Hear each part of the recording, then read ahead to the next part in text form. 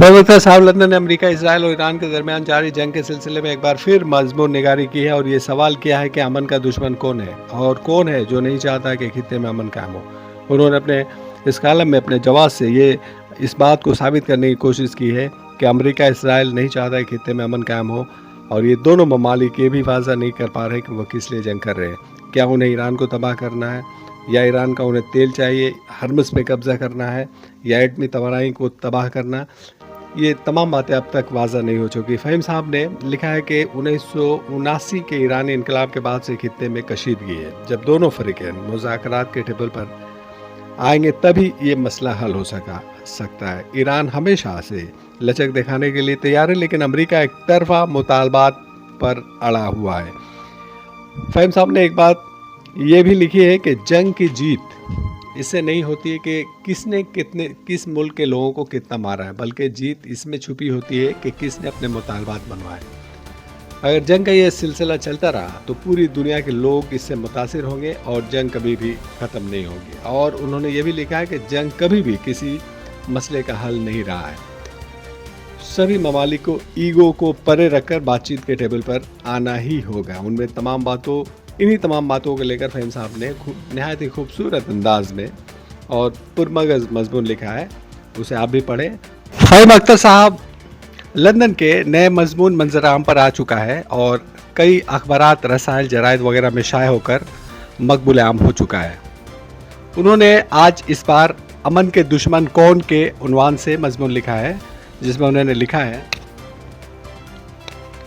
दुनिया एक बार फिर ऐसे मोड़ पर खड़ी है जहां जंग और अमन के दरमियान फासला नहायत कम रह गया है। हालिया सफारती कोशिशें जिनमें अमेरिका और ईरान के दरमियान बातचीत शामिल थी, बज़ाहिर नाकाम हो चुकी है।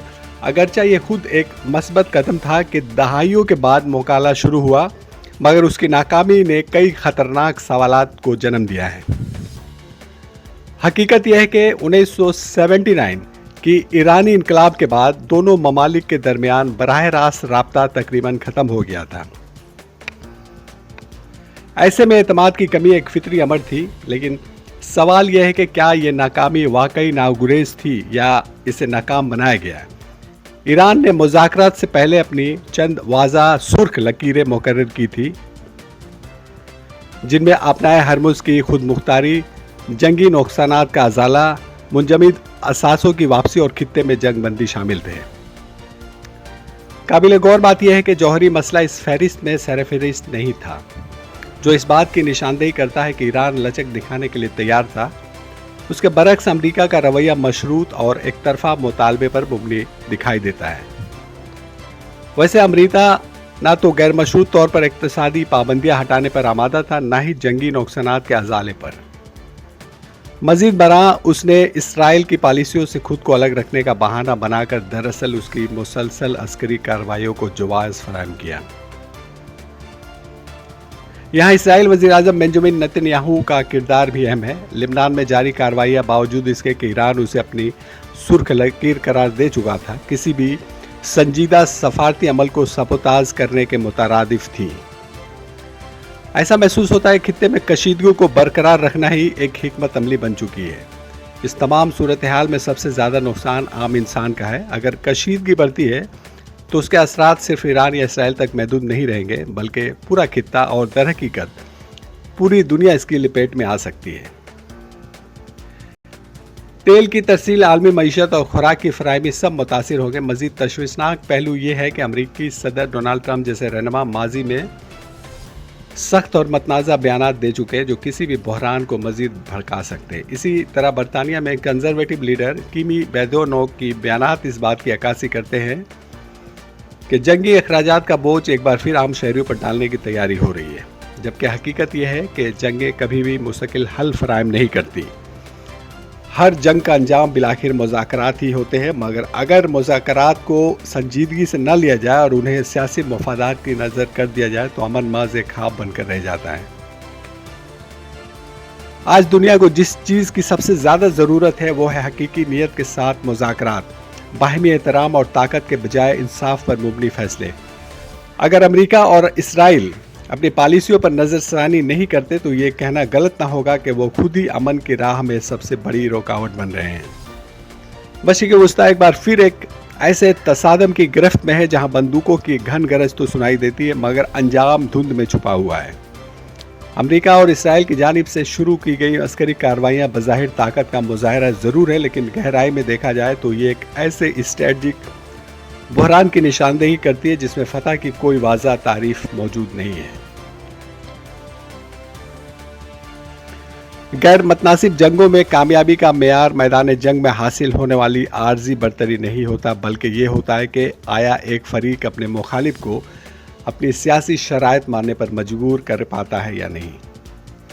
اسی پیمانے پر اگر موجودہ صورتحال کا جائزہ لیا جائے تو یہ کہنا مشکل نہیں کہ عسکری کامیابی ابھی تک سیاسی نتائج میں تبدیل نہیں ہو سکی۔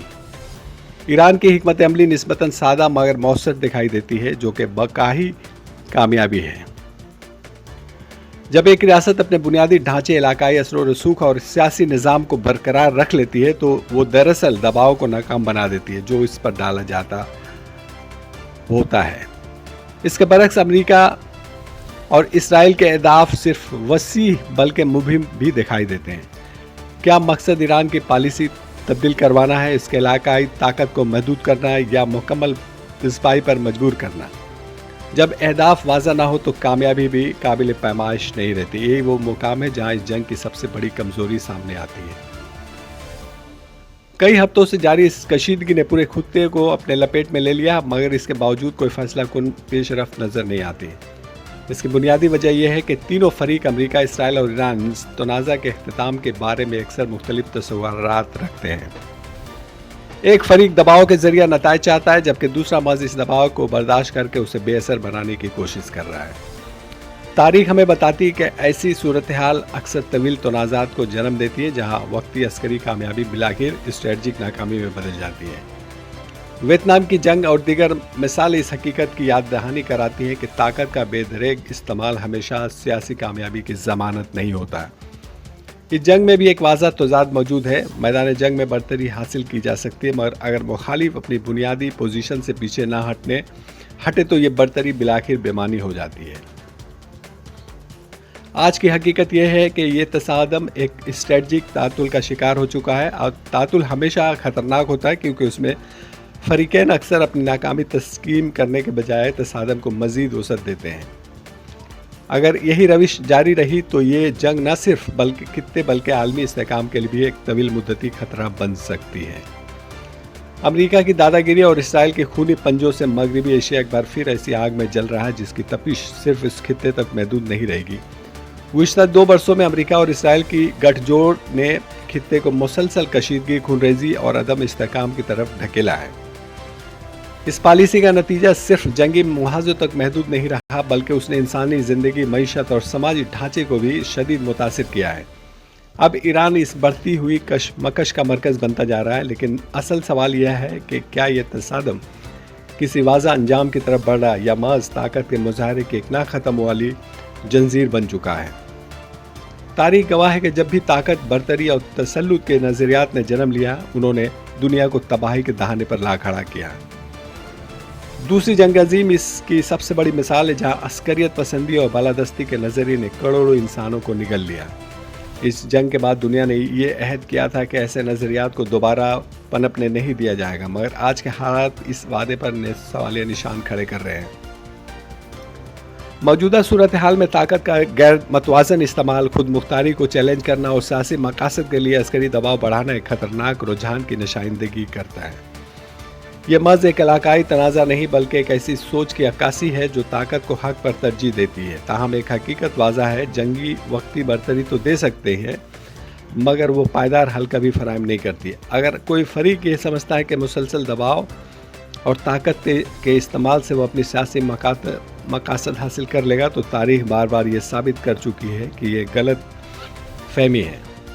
آج دنیا کو ایک بار پھر ایک فیصلہ کن موڑ کا سامنا ہے، یا تو ماضی کی غلطیوں سے سبق سیکھا جائے یا پھر انہی راستوں پر چل کر ایک طویل اور تباہ کن بحران کو دعوت دی جائے۔ امن کا راستہ طاقت کے استعمال سے نہیں بلکہ انصاف، مکالمے اور باہمی احترام سے نکلتا ہے۔ اگر یہ اصول نظر انداز کیے گئے تو یہ آگ صرف ایک خطے تک محدود نہیں رہے گی بلکہ پوری دنیا کو اپنی لپیٹ میں لے سکتی ہے۔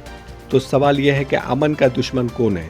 کیا وہ ریاستیں جو طاقت کے بل پر اپنی شرائط مسلط کرنا چاہتی ہیں، یا وہ پالیسیاں جو مکالمے کے دروازے بند کر کے تصادم کو ہوا دیتی ہیں؟ جب امریکہ اور اسرائیل جیسے طاقتور فریق عسکری دباؤ کو سفارتکاری پر ترجیح دیتے ہیں اور ایران جیسے ممالک اسے اپنی بقا کی جنگ سمجھتے ہیں تو امن سب سے پہلے قربان ہوتا ہے۔ حقیقت یہ ہے کہ امن کا دشمن کوئی ایک ملک نہیں بلکہ وہ رویہ ہے جو طاقت کو حق سمجھتا ہے، اختلاف کو دشمنی میں بدل دیتا ہے اور انصاف کے بجائے غلبے کو ترجیح دیتا ہے۔ جب تک یہ سوچ تبدیل نہیں ہوتی امن صرف ایک خواہش رہے گا، حقیقت نہیں۔ فہیم صاحب کا یہ شاندار مضمون، اسے آپ بھی پڑھیں اور اپنے دوستوں کے لیے شیئر کر دیں، آگے بڑھا دیں تاکہ وہ بھی اس سے استفادہ کریں۔ بہت شکریہ۔